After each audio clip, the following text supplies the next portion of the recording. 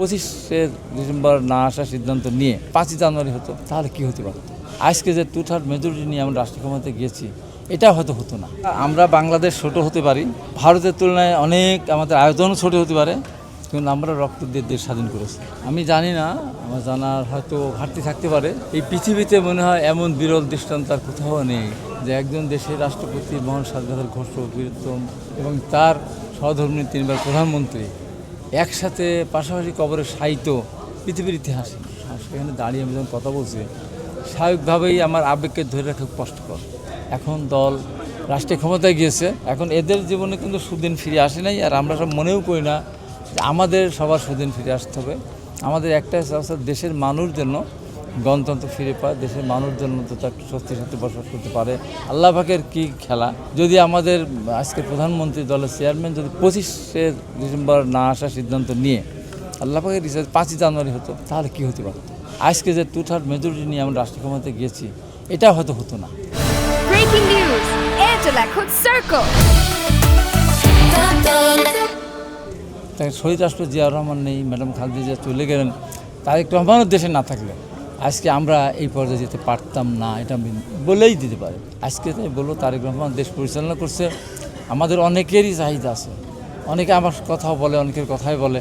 আমাদের অনেক নেতা আছেন যাদেরকে দিতে পারেন না, নমিনেশন দিতে পারেন নাই। আমাকে তো নমিনেশন একটা দিয়েছিলেন, আমি নির্বাচিত হলে হয়তো আমাকে কাজ করার সুযোগও দিতেন। এই জন্য যাদের দেননি, আস্তে আস্তে তাদেরকে দিবেন, অধৈর্য হওয়া যাবে না। আমরা যদি কোনো সমালোচনা করি যে উনি ওনাকে দিলেন কেন, ওনার কী অবদান আছে, উনি কবে মিছিল করলেন, উনি কয়টা মামলা খেয়েছেন, এই সমস্ত বিতর্কে না গিয়ে উনি যেভাবে চাচ্ছেন আমরা সেভাবে সহায়তা করি। এই যে পালিয়ে থাকতাম দিনের পর দিন, বছরের পর বছর, বাসায় থাকতে পারতাম না, বিয়ে করেছে 2 বছর 1-6 মাস হয়েছে, বাইরে থাকতে পারতাম না, ছেলে মেয়ে জন্ম দিয়েছে, দেখা করতে পারেন না, সব কিছু মিলে এখন আমরা তো মিথ্যা মামলা খাচ্ছি না। এটাই বিএনপি বা এই যারা আমরা আন্দোলন করেছিলাম তাদের সবচেয়ে বড় পাওনা। তাই আমি মনে করি যে তারেক রহমানের প্রতি দেশের মানুষের বিশ্বাস আছে। আমি মনে করি এখন পর্যন্ত তারেক রহমানের যে চলাচল, তার গতি চাইয়ে আমরা তাকে অনুসরণ করি।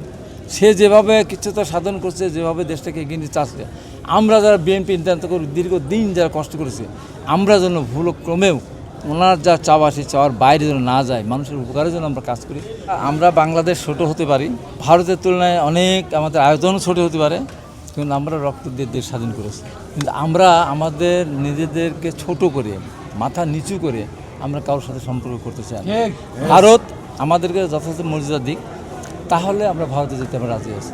আমাদের দেশের যিনি ফ্যাসিস্ট প্রধানমন্ত্রী, ওখানে থেকে উনি বক্তব্য দিচ্ছেন, ওনার বক্তব্য প্রচারিত হচ্ছে, ওনার সুযোগ দিচ্ছেন। যত আওয়ামী লীগের এমপি মন্ত্রী যারা ছিল সব ভারতে অবস্থান করছে।